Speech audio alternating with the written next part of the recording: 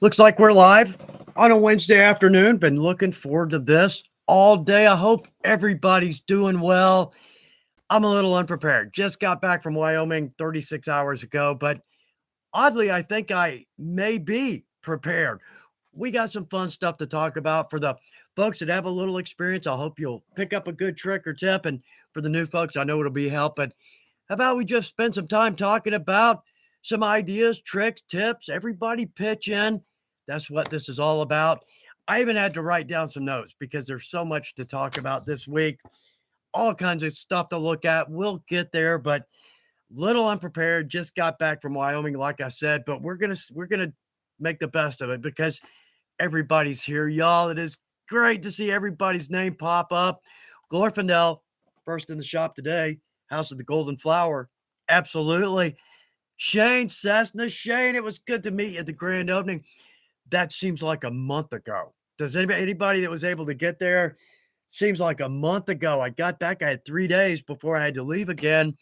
But the shows, y'all, I got to tell you, getting to meet everybody at the shows, and not everybody, but leather crafters are just the friendliest, most talkative, easy to talk to. All the kids and the teens are great and friendly and talkative. Y'all, we're a good group of people, and thank you for that. We're not going to talk a whole lot about the show because most of us weren't able to get there. We'll touch on it. Couple of topics, absolutely, that we need to talk about, but we will at least do a couple of shout outs. Um, I'm coming back with a real loss of confidence after this show because I judged one of the categories in the leather debut. And this is put on. The show is by Leather Crafters and Saddlers Journal. Kindest people you've ever met. They're leather crafters. Goes without saying, right? But they have a big contest, and it's multiple categories: tooled saddles, untooled, holsters, tooled, untooled, clothing. Uh, I was in standalone, which is kind of a catch-all for the very creative. I can't believe the one. That's the hardest thing I've ever done. How do you judge a skill level that's beyond your own? And they'll have it, I'm sure, up on the website. We may do another video. We did one last year that showed some of the winners, but just the most unbelievable work. And Yoni Takeshi Yonagawa, good friend. He had a winner. It's a hawk, a life size, and it is.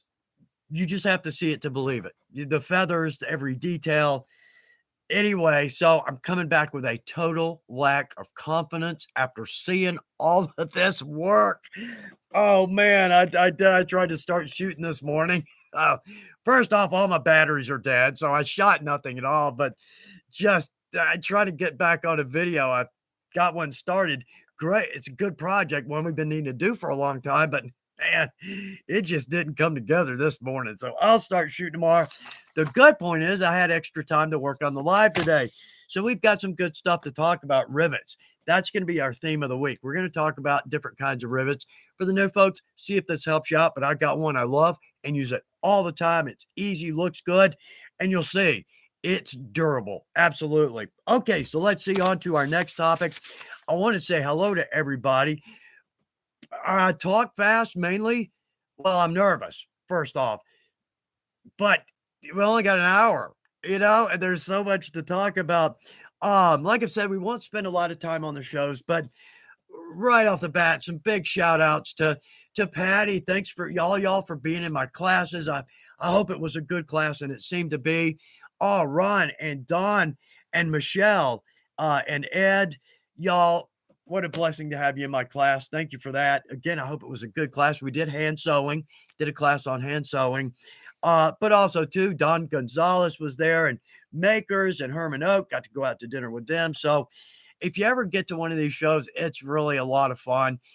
Like that one. That's a long way from Atlanta. It's a long way. It's about a full day's travel, but if you ever get a chance, they're great people, and I mean, you will be amongst your own. And every vendor's got samples out, like Don or Barry King. Oh, he's just got more samples than you can look at using all the stamp tools. Just so many unbelievably creative ways to use these stamps, standard ways to use stamps I've never seen before because I don't know how many stamps he's got out there. I mean, I can't even guess. 1,000? More? I don't know. Anyway, the point is you're amongst your own, and the vendors and everybody's friendly. So, okay, y'all. Let's see. We are gonna move on. Let's jump back over here because we gotta, right? We've gotta. So, hello, everybody. JR Time is in the shop with us. Exactly right. Hi, Weaver family. Happy Weaver Wednesday. Oh, I like that. That's a nice one. Nice touch. Carrie's with us, and we have got Carrie 481 days, no coffee, no caffeine. Bless your heart, man. That is some serious discipline. Good luck. Good luck on that. Night for today. Oh, this is a great one. Greetings all from somewhere near the Tennessee Kentucky state line. Camping again. I got to eat with him and his mom at a campsite during the grand opening. It was so nice. It's just a campfire going, eating on the picnic table. Perfect campsite, shade. I'd be there if I could. I really would. And dinner was delicious. So thank you to you and your mom. Tell her hello for me. Let's see. Jim Jenkins is with us from Wakanda. Wakanda is in the shop today. Jim, good to see your name pop up. And Bridget, Vincent, I hope you're doing all right. I didn't get to see you in Prescott this year. Didn't go to Prescott. Um, but Waco's coming up, and I still haven't made a call on that. Just coming off of two, and I'm behind. I am behind on videos. I got to get my butt in the shop and start shooting something. But I think a bunch of good videos coming up. I'm keeping my fingers crossed, but I hope we got some good videos coming up for you. Let's see, rolling down. These coming so fast, y'all. I'm sorry I can't read every one of them. And at the shows too, and it just, y'all, if I forget your name, that kills me. You see so many people, and sometimes we don't see each other for a year. But still, that does not help at all. It just makes me feel terrible. Uh, Leon Francis with us. Hector, good to see your name pop up. Thanks for joining us. I hope it's worth your time. I hope it is, but thanks for being here. I'm honored. And that goes for everybody. Ironclad Aussie, g'day from Australia. Glad to have our Aussie friends with us. We have friends all over the world. And if you're just joining in, again, like I said, I met a bunch of leather crafters at this last show and at the grand opening. Y'all, some of the friendliest, most decent people I've ever been around. Smiling, happy. It's the glue. We breathe a lot of glue. So, no, really, again, I just think, and I've said this way back, long time ago. I think leather crafters just seem to be really well-adjusted people because we've got the best craft going. We really do. I don't think there's anything else, any other natural material that you can make as much as leather, and the durability and the beauty and the smell and all the tooling and stamping and painting and top coating and antiquing and sewing. There's no end to it. Any one project, we could have hundreds of variations on that one simple project just from all the possibilities. I know I'm all fired up because I've been at a show and I got to talk with y'all, and it just made everything. It really, I kind of get in a rut. Who doesn't in my shop? But I have the best job in the world, and the best friends in the world. This job, a job even driving a yacht through the Caribbean probably can get tedious at times, but then to bounce out, get to a show, to talk to y'all, all the difference in the world. So let's see what else we got going over here. Uh, let's see. Creative mess. I'm a mess. Come on in. You are amongst good company. Let's see. I want to get some inventory and start small. I bought a clicker die. That's a good place to start. Now, the click, that's more if you're thinking production. Absolutely. Um, but it's a hard call just from a single comment to feel, if it's just a hobby or if it's something you want to make a living at. Now, that's actually very smart if you want to start making a living, because the clicker dies, it will probably trim a third of your time on a project, depending on if you add in tooling or sewing. That really, it's hard to make a living selling hand sewn items that are hand sewn or hand tooled or hand painted. It's just hard to make money at that. Unless you have a really big name like Al Stolman, well, then no problem. But for all, the rest of us, that's not the case. So all these things have to be automated if you're going to make a good living at it. Um, which that's, there are exceptions. There are the artists, absolutely. Not production shops, but and then again for the rest of us, right? Yeah. So, but that's actually a pretty good call. Sewing machine might be your next good idea, depending on what you're doing. Weight, a lighter weight, like our 303. I love it, love it. Or our Cub, or a 303. Yeah, there's all kinds of ways to go. But I would say keep it, you know, keep watch the budget. That's the biggest point. And with us crafters, though, getting started, it's not terribly expensive. You kind of use the same tools on most every project: your edger, your bevel, chisels, die, top coat, rivets, rotary punch, mallet. Yeah. Anyway, I know we all know that. We all know that. I'm just rolling today because I'm just feeling a little unprepared, though I may be. I may not be. I don't know. I don't know. We're just going to roll with it today. How about that? But I hope it's worth your time nonetheless, because we're going to talk about rivets. So let's look at another couple of these. And then, because it's important for the new folks because there's a lot of options out there and a lot of uses, a lot of different uses, right? But we'll talk about that. We've got four, I think four to look at, three to look at. We'll see. Anyway, so let's see. Oh, Nicola. Let's see. Making some red boots for my mom as a late Mother's Day gift. Really, I'm using some red Lexi. Oh, I like the Lexi. I'm super excited because I'm going to be doing a YouTube video on it as well. How about that, Nicola? Very cool there. Let's see. Oh, Tom Mitchum. Tom, glad to have you with us. Kennesaw, Georgia. We are not far apart. My folks are in Woodstock. I'm over in Houston. If you don't know where that is, it's kind of near Gainesville. Yeah. So over on the other side of the north side. Um, let's see. Northscape. Good question. How does the new Cub compare to the old Cub? Night and day difference. It really is. I've got the old Cub. And I got to use, well, we had one at the show and at the grand opening. I got to sew on it for a little bit. World of difference. Absolutely world of difference. Um, I need to sew on it a little more to be able to really tell you all the little nuances of it, but I really like it. I really do. I really like that. So, um, they've done a good job on the Cub. So, well, I'll get one in. I know I was trying to talk my boss into, hey, can you just send me another couple of sewing machines? Because I put it to her like this way, our bigger machines. Um, hey, I need to get some rivets and some daubers and a little dye, and I need a 305.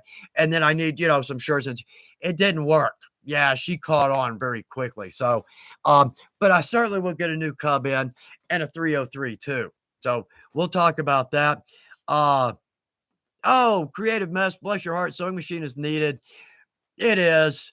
If you're a crafter, like I said, I just did a class on hand sewing, 3-hour class, and there's so much. There's so much on hand sewing.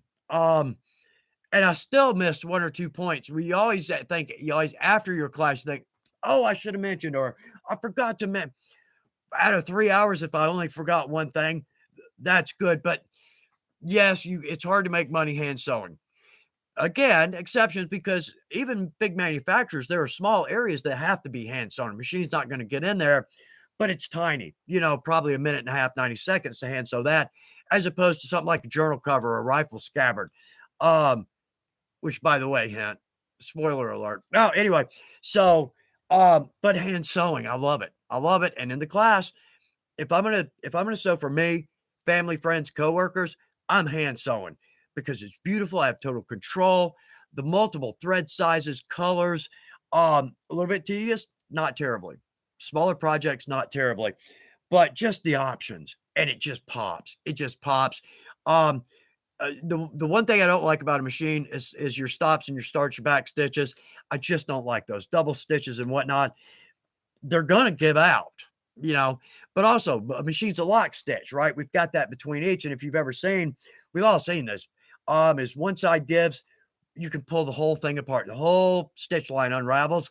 Saddler stitch, you almost can't tear those apart. You have to cut each cross with a art knife, and that's dangerous because 'cause I've cut into the project trying to anyway, I love hand sewing. I know it's a big rant, but I love it, and you can get kinda fast. Muscle memory takes over pretty quickly, so you can watch TV or talk on the phone or listen to some good tunes, and it goes by pretty fast, but I know I didn't mean to get off on that rant, but oh well. Anyway, okay. Um, David Smout, here we go. I hand sew all my projects and sell them. However, uh, okay, I only do this as a supplement for my income. Uh, oh, very nice. Working towards retirement time. I think that's a plan for a lot of us. Um, to get, once I retire, I'd like to maybe do some shows, maybe get a camper, travel a little bit, do some shows. And then in the back of my mind, I wonder if I'm gonna go, "I am tired. I'm I'm done. I'm gonna go sit on the beach from here on out." I don't know. Yeah, we'll have to see. But again, oh, Shane, Shane, bless your heart. It really was a pleasure to meet you. Love to spend some time with you, but because we got to bring this one up. Chuck, I tried talking to several folks at the grand opening about getting you a raise. Bless your heart. That would never hurt, right? Yeah. Everyone I talked to said they weren't the right person.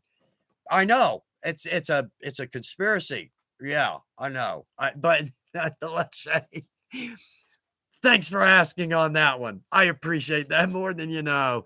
Uh oh, Shane again. Yeah, I usually have some medieval style music on when I'm working on a project. Really gets me in the mood.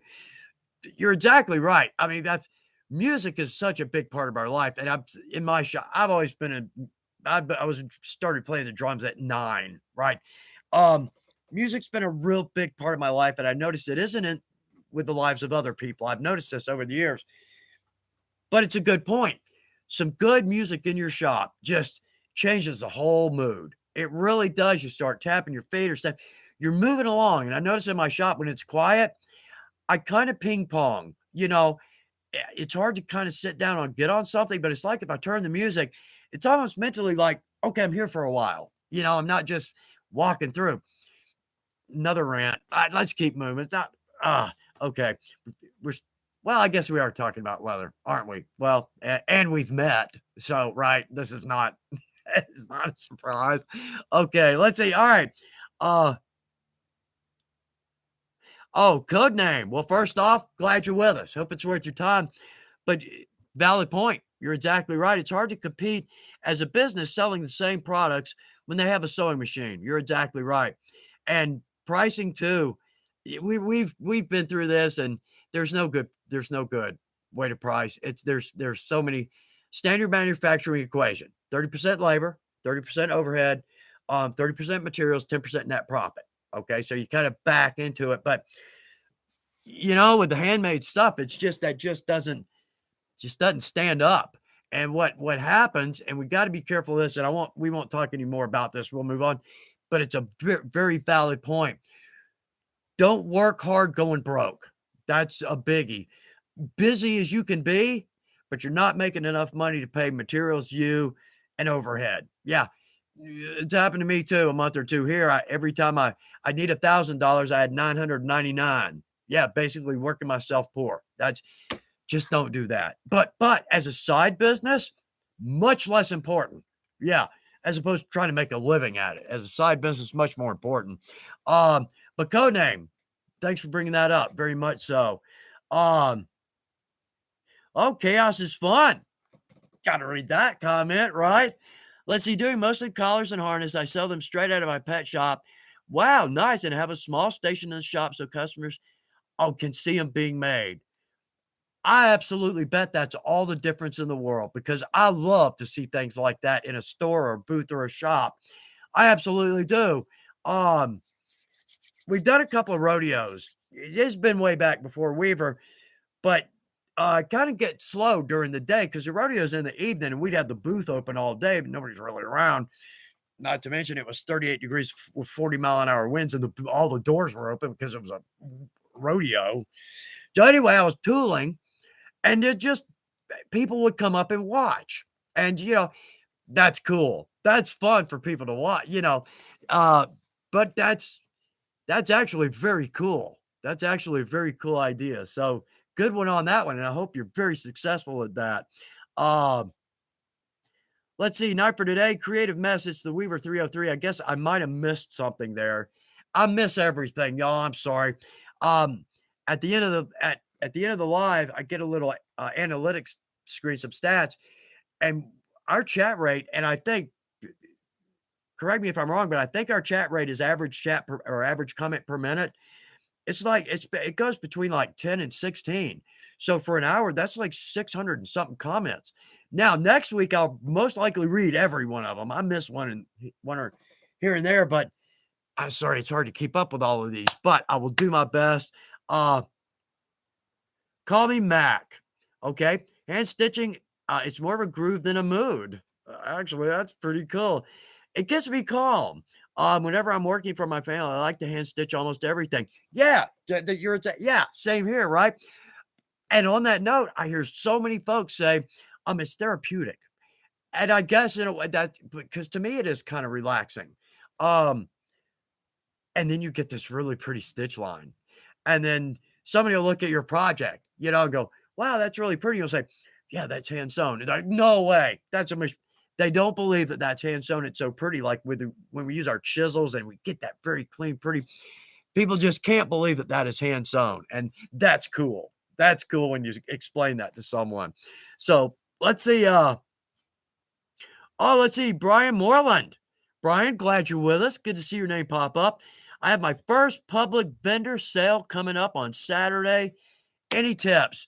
Oh, Brian, a bazillion tips. You'll learn them all. Absolutely. There's so many. But I think one of the biggest, don't hover. Let people know they're welcome, but also let them know, I'm here if you need me.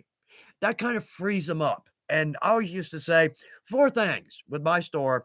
I tried to say 4 things to everybody that came in the door. How you doing? Come on in. Make yourself at home. Let us know if you need us. So yeah, but people are going to ask you about you. Show your passion. Oh yeah, absolutely. Show your passion for the craft. They'll love your product. They absolutely will. So, um, another one I heard, and I'm just saying these all the way back to the start. Quantity sells. Uh, and I didn't understand that, but I do now. If I'm in a store and I see one of something in a box, I I almost write it off. It almost doesn't register. But if I see a box with a bunch of stuff in it, for some reason I need one of those. I don't know what it is. That just something psychological. Yeah. See, the P is not silent. Just something. I don't know what it is. Anyway, I've seen it. It works, yeah. Quantity sells. So multiple over a single. Price everything. Make sure the price is visible. Absolutely. So they don't have to ask you. Um, those will give you some great tips right up front. But you're gonna love it. You get to know your neighbors, your booth neighbors and all the people that you'll as you do these, you'll start to see these people again and again. And you kind of it's like the leathercraft shows. You kind of become family, more so than we think, because we only see each other only a couple of times a year, so it kinda really is like a family. But anyway, you're gonna have a great time. You'll enjoy it. Well, okay, here's another big one for anybody that was doing a booth. Your first year, don't be disappointed if your sales don't skyrocket and you sell everything out. It happens, not often. It's just because, and I've heard this too, and again, believe it, the first time you do a show, people see you and love you, talk to you. It's the second time you do that show that now you have credence. You're not just a fly by night, gonna come and go kind of thing. But also people may see something, and I do this. People will see something on your table they like, and they make the decision not to buy it. Well, sometimes, and I've done this, I can say we do this because through the year I'll think, "Oh, that was a cool little so and so," or "I should have bought that." Anybody ever do that? "Oh, I should have bought that," and now you'll never see it again, right? Well, but they see you again, cemented. Yeah, you're there another year, you're doing well there. So anyway, um, also too, one more. I know I'm rolling on this, but I hope it's helped. My dad was a top salesman. He sold the corporate jets, the big ones that you see in all the movies, right? Um, he always told me there's 3 things have to happen for a sale for a sale to be made, the customer has to need or want. The customer has to have the financial ability to purchase, and the customer has to make the decision to make the purchase. I mean, this is my dad. I mean, everything he says about sales is gold. Oh, I would like to write a book on sales from my dad. Anyway, so I kind of went off on a rant on that one. Sorry about that. But again, I hope it is good information because doing shows and fairs, they're a lot of work, but they're a lot of fun. It's just like teaching a class. That is a bunch of work, but it's a great payoff. And financially, and you get a little boost to your confidence too. Yeah, and you find out what people are buying and what people are not looking at. That's not always the case. Uh, one year at Texas Ren Fair, I had this beautiful that I had a pair of these gorgeous arm guards. They were, had brass spots, they were brown antique, they look great. Nobody looked at those for 6 weeks, not once, not even. On the 7th weekend or the 6th weekend, I don't remember, this was 20 years ago, we sold every pair on that shelf. I made more, nobody looked at them ever again, not once. I don't know. The public is fickle. Yeah, we are. Yes, we are, and we're damn proud of it. Alright, so, okay, let's see, I know, gee whiz, Chuck, you're just burning up the time here. Let's see, yeah, oh, Nicola got a good one. Yeah, y'all drop in your fair experiences for good or for bad. Um, because anybody that's wanting to do one, you might, push them over that line, or you might, they might go, "Oh, wait a minute, maybe that's not for me." So, y'all, anybody, put in your comments, please. Uh, let's see. Call me Mac. Glad you're with us. Oh, I'm missing everybody's name. Y'all, so sorry. Let me back up some. Y'all, I'm too far, and we're getting a lot of comments in there that I don't want to jump into the middle if somebody's got something going. I'm not going to throw a wrench into that, but big part of this right there. Let's trade some tricks and some tips. I got to say that slowly because if I reverse those two words, it's bad, right? In one of my classes this weekend, I could not get that out. Something, yeah. Anyway, okay, so let's see. We're already at almost 3:30. Let's do this because I told you we were going to talk about rivets. Because for the new folks, there's rivets and these can be confusing. No, it's not. You'll see where I'm going with this. So right off the bat, double cap rivets. In fact, let's back up. Jiffy rivets. I can't find one in my shop. They're not terrible. The only thing is the back of a Jiffy rivet looks very similar to a double cap. The back of a Jiffy rivet, these are the cheapest you can buy. It's got a naked back. You can see the hole. It does not have a cap on it. Okay. They'll work for you. Absolutely. They come in three sizes, and we'll talk about that in a second. But for me, I like the double cap. We've got a cap on the base and a cap that rivets down on. Something I love about these.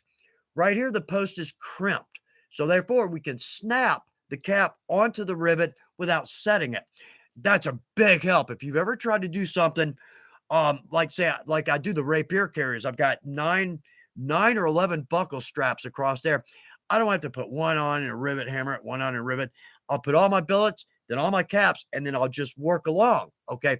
Without that little crimp.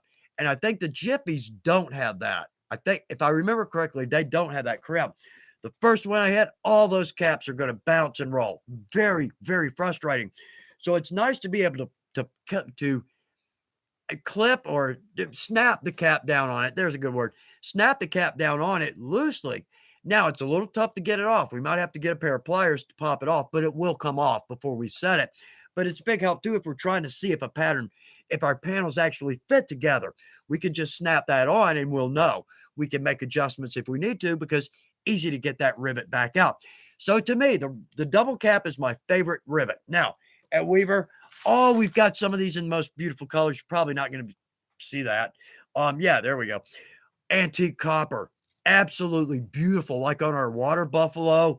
Oh, the browns. Antique brass. I like the antique nickel. We see that in most of the videos. So on sizing on these, There are 3 sizes. So we've got a small, a medium, and a large. Now they're not listed that way. Small is 1/4 of an inch. That's for 2 4-5s back to back.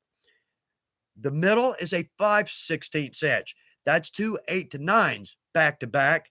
And a large, that's 7/16.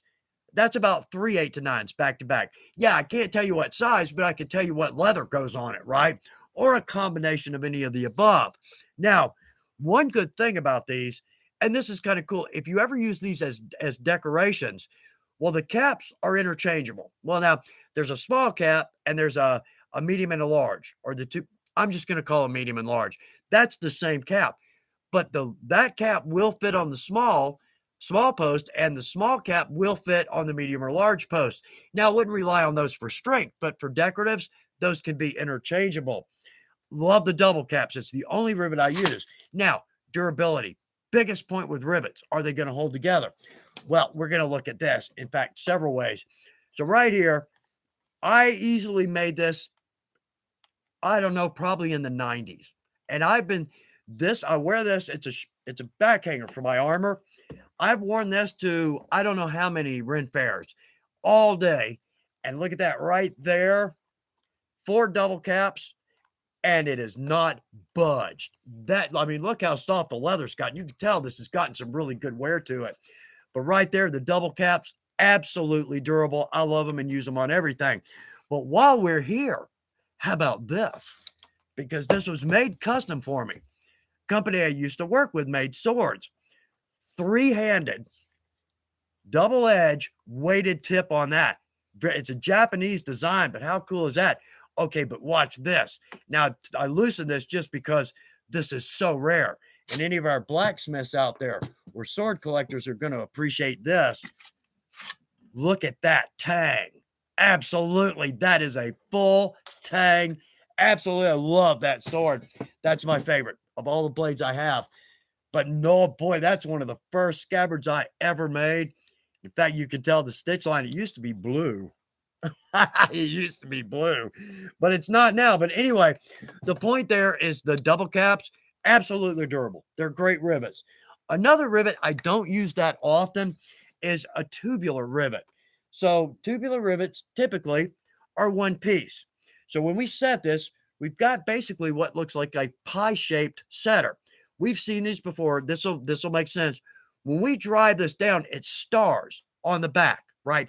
It splits and stars around. We see this quite often with like utility knife sheaths, production knife sheaths, things like that. Excuse me.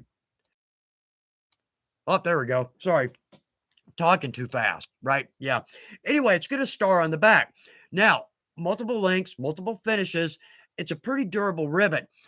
Very durable. Now, weaver, this is very rare. We've actually got a cap that will cap onto that star on the back, because with the thicker, heavier rivets, when that star curls around, you can have some sharp edges on that. Cap cures that out, cures that completely.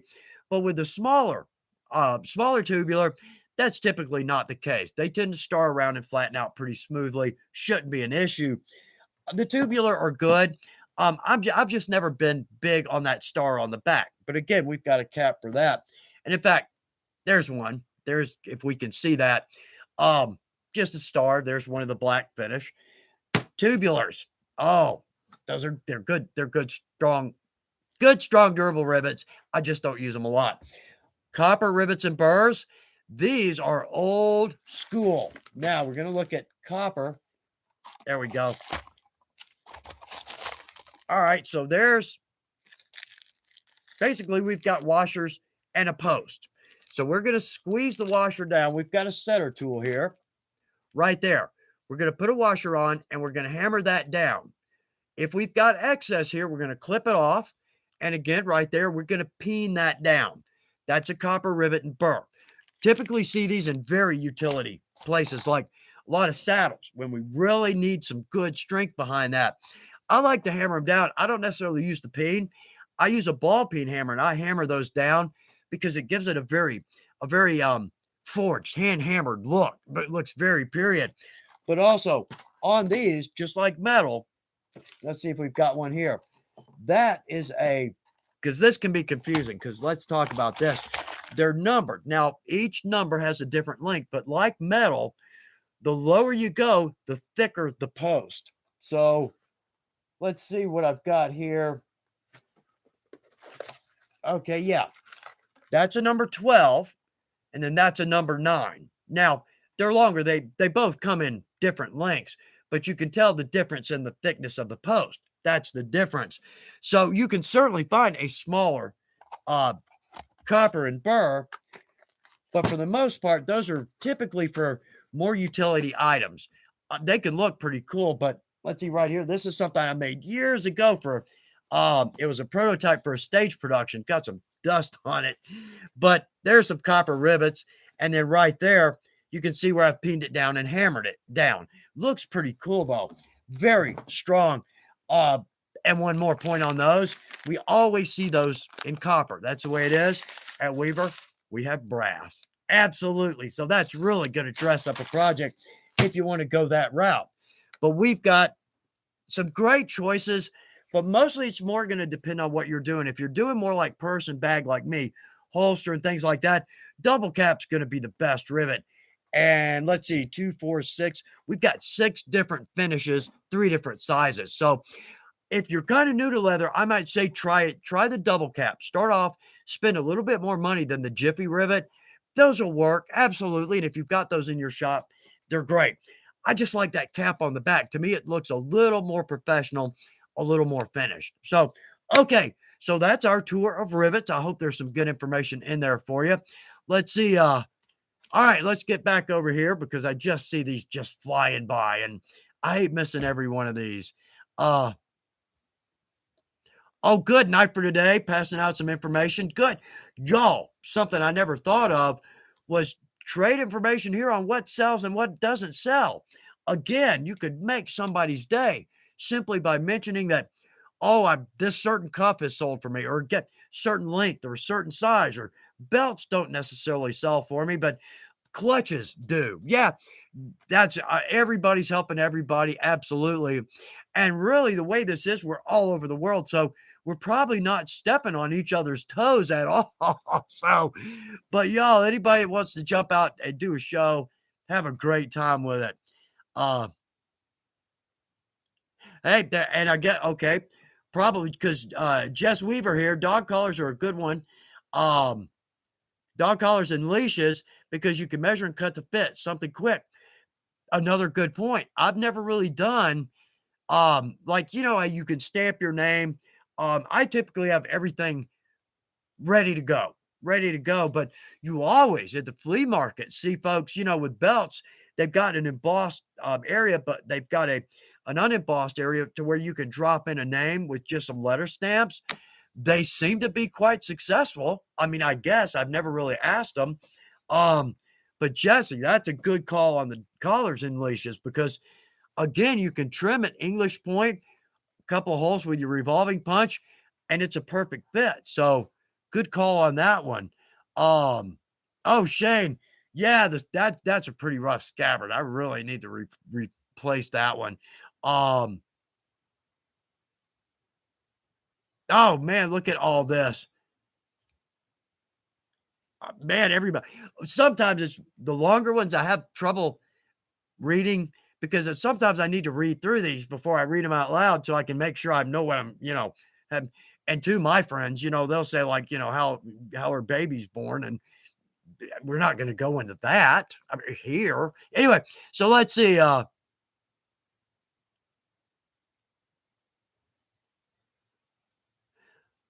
Oh yeah, chaos is fun. I don't know. Looking at doing a bund watch strap, but I want to use the raised copper rivets you find on jeans, but haven't found the specific name other than jean rivet for them. Any ideas? Yeah, I think that's just a copper rivet and burr. I think. I have to look. Oh, it's got a little cap on it. No, I don't know. I don't know. Most likely made for that company. But what it feels like, and now I'm going out on a limb here, but it almost feels like a Segma snap, but just the base. So if you're not familiar with a Segma snap, it's kind of the forgotten snap. You'll see where I'm going with this because this might get us there. This might get us there. Anyway, segment snap, we see this a lot on clothing and person bag. Um, but the backside, the base, where like say with the line 24, we'd have the post and the inside flange. Okay, that yeah. Uh the male side. Yeah, okay. I don't wow, Chuck, you're just really not helping even a little bit. Okay. Um on a segment rivet, you've got a post and then you've got a little cap. And that's what the other side bites on. Man, we're just all over the place on this one. The point is that you can use that post in that part of the segment rivet, and I almost bet it's gonna look just like that. I'd almost bet. I should know that though. I'll look into that. Let me see if I can't find an answer if you don't, but maybe try that. See what happens. Jerry King, Jerry, good to see your name pop up. I didn't get to see your lovely wife this year. Ah, boy, it sounds like we had a rough show at Prescott. So anyway, I'm going to start teaching leather working at the BA in August. It's finally coming to fruition. Jerry, that is just one of the most rewarding things you can do. Anybody, if you want to go out, teach lessons, teach classes, start small. Just start the Boy Scouts, 4-H. There's all kind of clubs that would love somebody to come in and do a belt class or a small cuff class, just to give the kids a touch of leather to and adults like blacksmiths, they love leather classes, to learn how to make a sheath. And oh, the blacksmiths, they're just like we are. They're just bulkier. They're just like us, just larger. Yeah, I mean, swinging those hammers, kindest people you've ever met, but there's so many options out there. And if you've never taught a class, start simple. I mean, just like a little veg tan cuff. Go ahead and make 20 of them, put snaps in it, and then the kids or the teens or the adults that can just do a little stamping and have a kids and stamping. Man, those go together like peanut butter and jelly. Bring the Tylenol. Oh boy, that times 20 times an hour. Yeah, but what a blast. Oh, and your knuckle. Yeah, it just go in with the knowledge that you are going to get your knuckle busted. Sorry, it's the facts of life on that one. But it's so rewarding. Like with the blacksmith classes, when you kind of work up to where you're teaching adults, specific, more complicated projects, and we do this every class. I'll make one with a class, and at the end of the class, we'll take a picture. Usually, try to limit to 6 or 7 folks, but we'll have 5, 6, or 7 sheets out there, and they're almost identical in quality. It makes your heart just sing.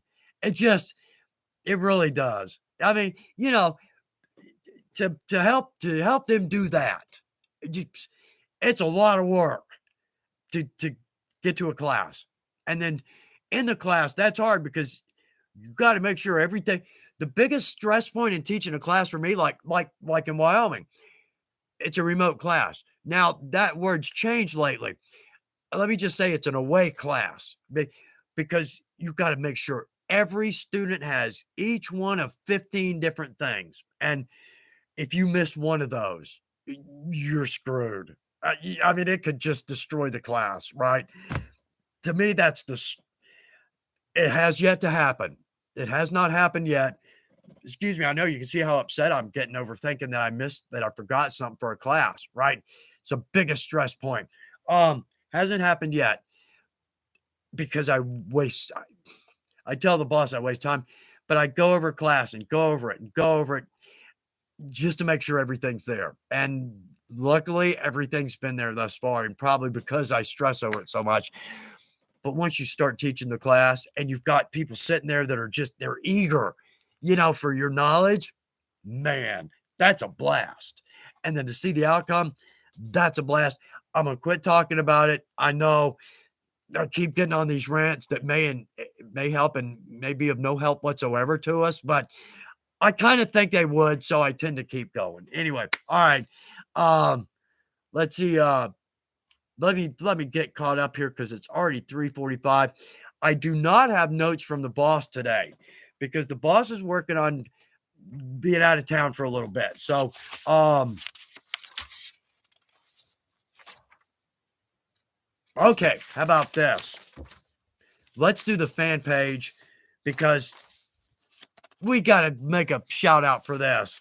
Um, let's see. All right, on the fan page, if you're not familiar with this, um, it's on Facebook, Chuck Dorsett fan page, and it is a blast. You will see some of the most beautiful work.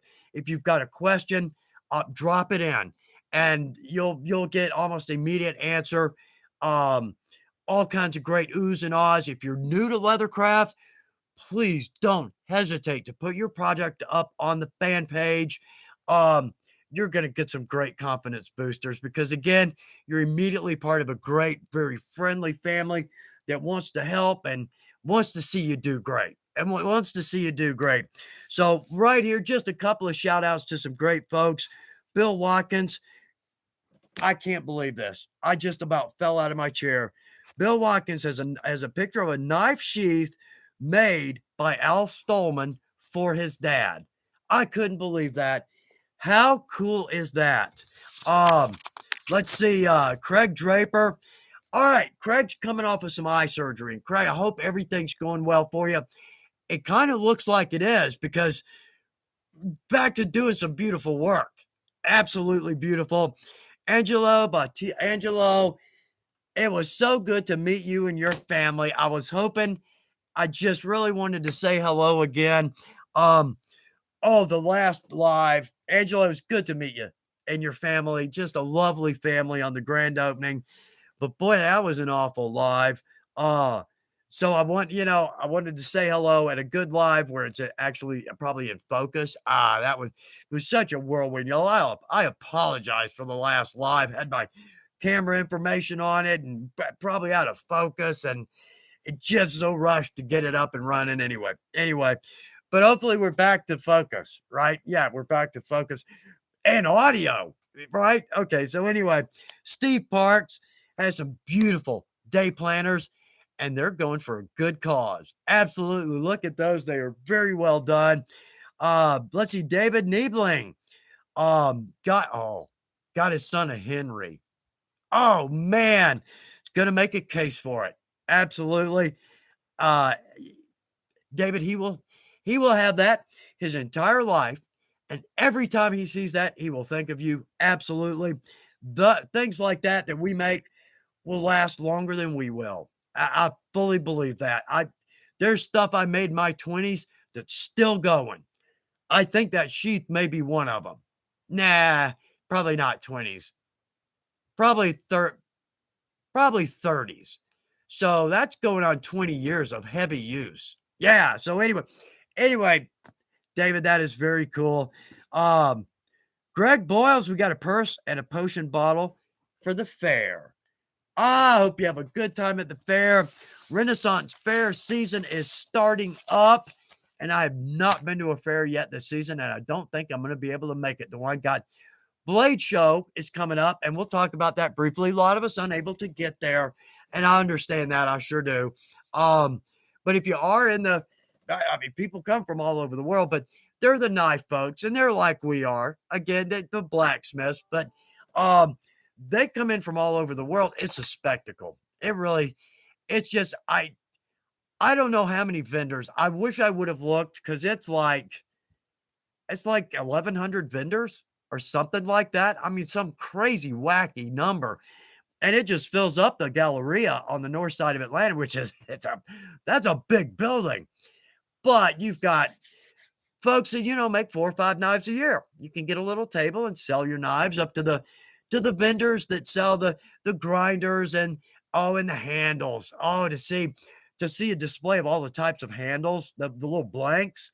Oh, the colors and the woods. Oh, they're just, I mean, even if you're not a knife aficionado, it's still such a spectacle. It is something to see, and again, great people, great people. So, anyway, I'll be there next weekend. If you get a chance to make it out, we've got a booth there.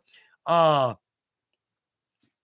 let's see. Okay, um, Aurelius Hermia.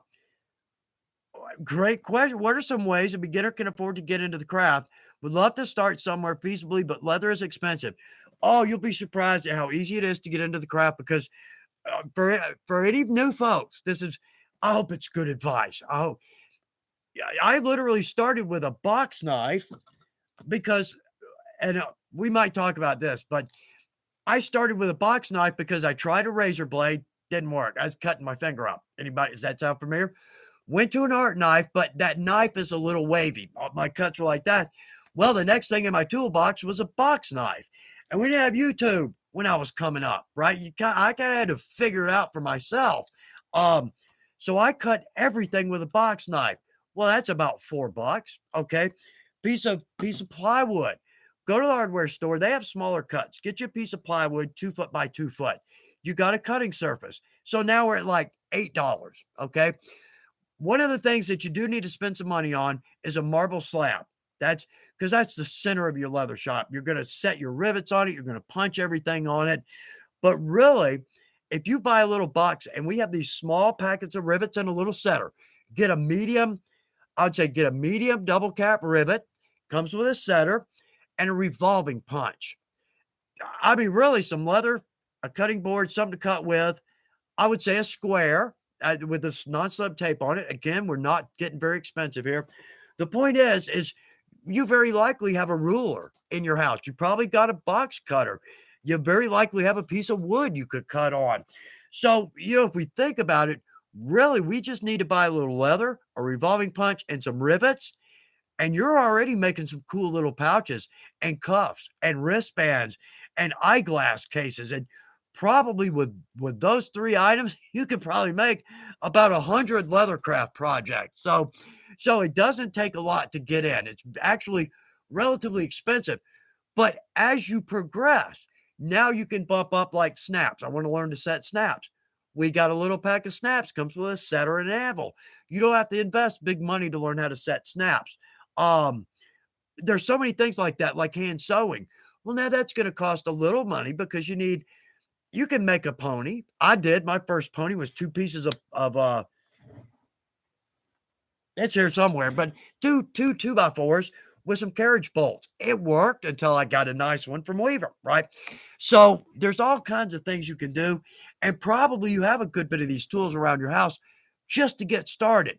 But once you get started, you'll get that bug. Yeah, and then you'll start buying some snaps or rivets or some dye. You'll start learn to dye, and that's not expensive either. Watch any one of our videos. And the funny thing about my project videos is that if you'll notice that we use the same tools on every project. Our chisels, if we're sewing, our groovers, our bevels, our rivet setters, revolving punch, our English punches, end punches. Um, don't feel like you have to buy all that. You absolutely don't. Just start simple. One of the great things about starting simple, uh, you learn to you learn to res- you learn to appreciate the step up. Like you go from a cheap stamping tool to a really nice stamping tool. You immediately can feel that. And you start to I don't know, I can't really explain it. There's a lot of this I can't explain. It's just a thought. It's just a thought. But I think you appreciate the craft and the tools a little bit more. I think I got a piece of sheep hair in my leaf at the show rolling up sheep, to tie it to put it back in the tray in the I mean, I pull sheep hair out of my mouth for 20 minutes and they're just the finest little thinnest fibers. Anyway, cow's not so bad, but there's hair in my shop because I work with sheepskin and shearling and whatnot. But anyway, uh, Blue Rose Lion. Okay, don't buy a finished marble slab. Go to a countertop place and ask for a broken piece or cut. Yeah, most will give you two. You're exactly right. That's a good point right there. Now, I would say bump up tires because it's beveled, and you'll see why. You're going to scratch up a couple of projects pretty badly on that hard edge or those hard corners. I've got those scrap pieces. I actually use those now. I don't really have any of the original because I I got one from a monument company, and it's another possibility. This thing was 3 inches thick. It was a piece of marble, 3 inches thick. It had to be 24 inches long by 14 or 16 wide. It was beautiful. It was beautiful. I was moving my shop. I took the stand out, it slid out of the truck, landed almost flat on the concrete, separated into about 80 million little pieces. Broke my heart. I still I'm still a little over that. Anyway, so, yes, but again, um, a good tip on that one. Blue Rose Lion, I know I wanted to make sure I mentioned your name. Great tip, y'all. Toss them in. Toss them in because the point, I mean, I work for Weaver. I want us to sell marble. Absolutely. But it's a thin line between selling you the marble and getting you started into leather and eventually buying the marble. Right. That's the getting into leather. I think maybe that's the most important thing for me is just getting you started. Well, yeah, because I work for Weaver, my paycheck comes from us selling stuff, but you're gonna have such a blast with it. I stutter because I cannot tell you how much you're gonna do with leather and how much you're gonna love it, and who knows where it can take you. How many people out there now own their own little leather business and started from scratch? So, sky's the limit with leather. From the very least, just having a great time making cool stuff up to who knows? Who knows? So, man, I just keep getting off on these rants today. I've had too much coffee. If you're not shaking, you ain't had enough coffee, right? Yeah. No, not really. Sorta.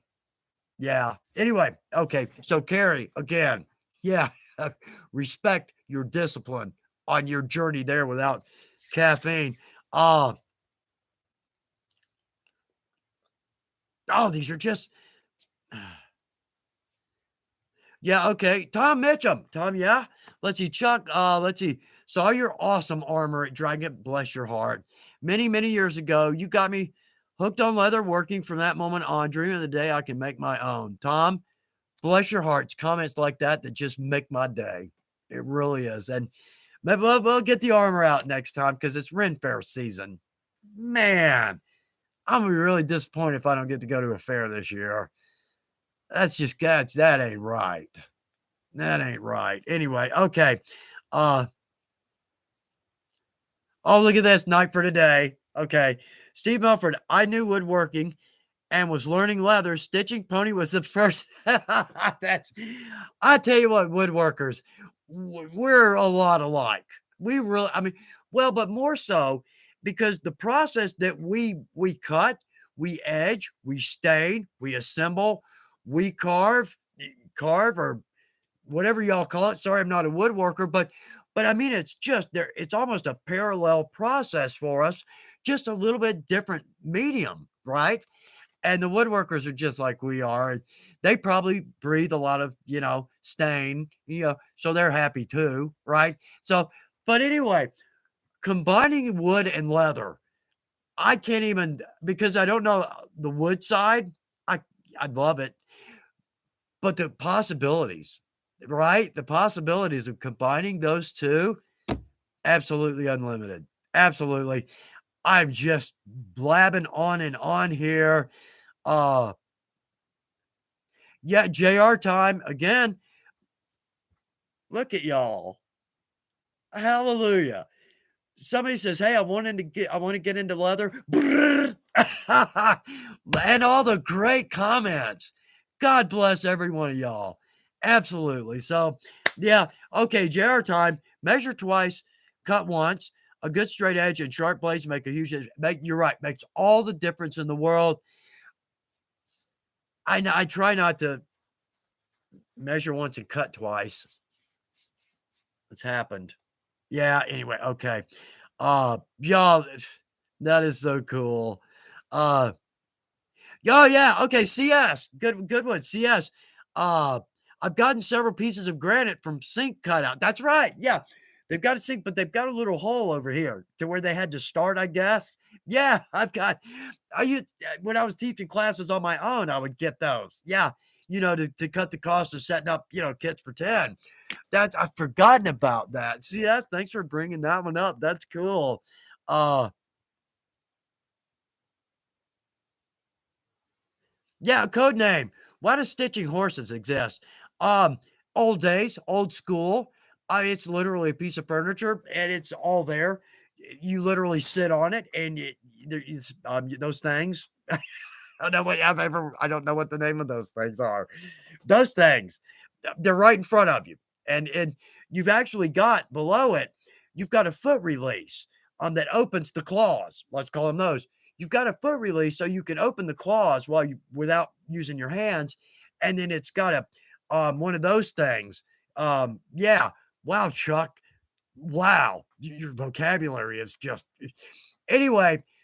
Sawtooth. Okay, so that you can push down on it with your foot and it'll close the ponies without again having to move your hands. I've got one. I never use it because my it's I don't have a good spot to shoot it. But yeah, I assume that's the biggest difference. Little bit more of a piece of furniture, a little more sturdy. But it's funny if you look at that thing, why are they called a horse? And if you look at from the side, it looks like a horse. It really does. So yeah, and then the pony is the one you just clamp. I like the ponies because well, I stand up when I sew. I just again in the class I have better vision, more reach, and more upper body strength, right? Same when I'm cutting. I don't like a higher table. I like a lower table. And here it is at 4:01. We didn't even get into the product of the week. What else have I got? Crap. Okay, Ed. Was it Ed? And I think I believe Ed asked me at my show, he said, "Why do you put tape on your knives?" And I got a bunch of these in my shop because now I know which one has the sharp blade in it. That's yeah, I know I'd like something more technical and it's great, cool tip because it no, I just know that's got the sharp blade in it among all those others because I got them all over my shop. Y'all, we're gonna finish up today.